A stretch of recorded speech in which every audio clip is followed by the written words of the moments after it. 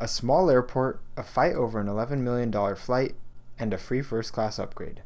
Today, I'll be flying from northern Maine to Newark, New Jersey on board one of United's last flights to this region. After a quick visit to this pleasant town of just under 9,000 residents, I began the roughly 1-hour walk to the Presque Isle airport.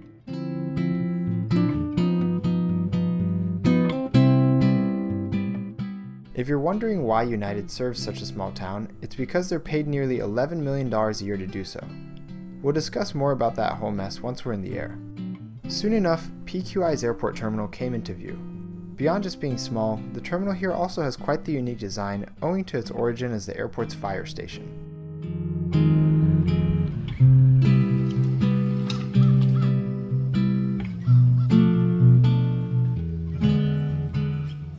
Cell service was spotty out here, so I was happy to find that the airport had free Wi-Fi. As we head inside, you can get a feel for just how small this airport is. Security is right next to the check-in desks, with rental car services just across from that.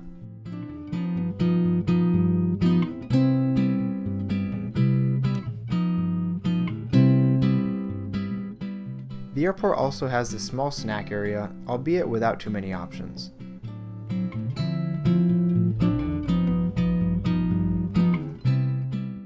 Just north of the main departures area is the arrivals area, complete with a small baggage claim and a PSA about hitting moose in Maine.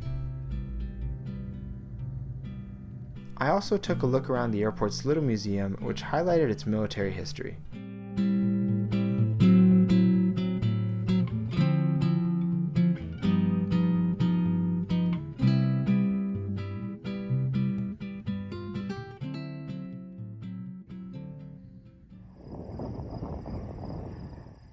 At 4:30, our plane landed from Newark and the quick turnaround process began.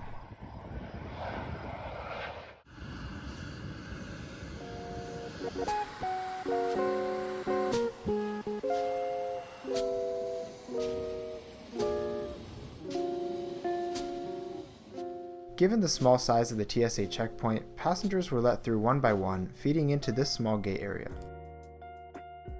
I counted about 35 seats in here, which might become a pretty big problem with some changes that are coming. We soon headed out to board today's plane, a 15-year-old CRJ-550.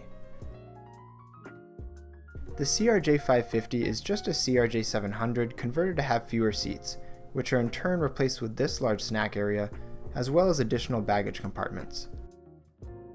I initially headed back to seat 10A, an extra legroom United Plus seat.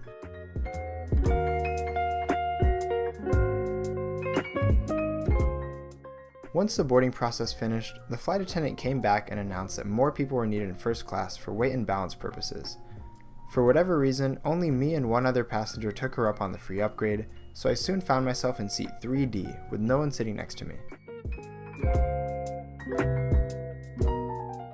We were given some water and then taxied out to runway 19.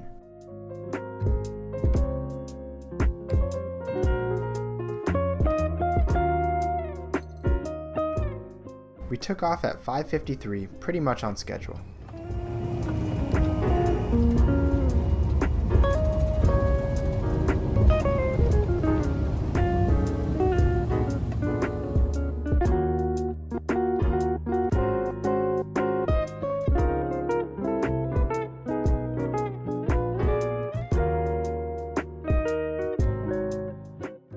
The first-class product on these regional aircraft is pretty comparable to any other first-class seat in the US. They come complete with good recline, adjustable headrests, and plentiful legroom. The tray table comes out of the armrest, and both USB-A and USB-C outlets are found on that same armrest. Overhead, you have the classic air vents and individual reading lights.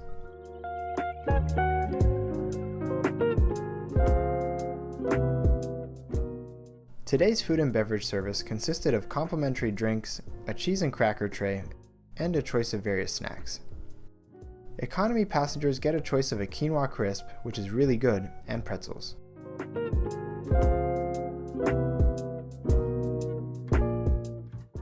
I have to say, this was a pretty awesome deal for the $85 basic economy ticket that I'd purchased.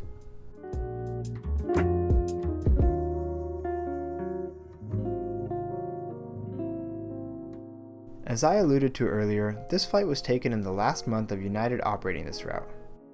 You see, the federal government funds flights to rural areas like these under the Essential Air Service program, and Presque Isle is home to the single most expensive of these subsidies.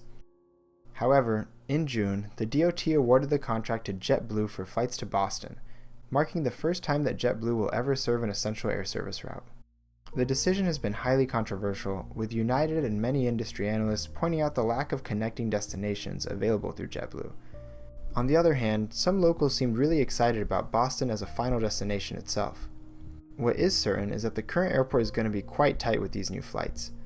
The current flights are already much bigger than the gate area can fit, so handling JetBlue's even bigger planes will be quite the challenge.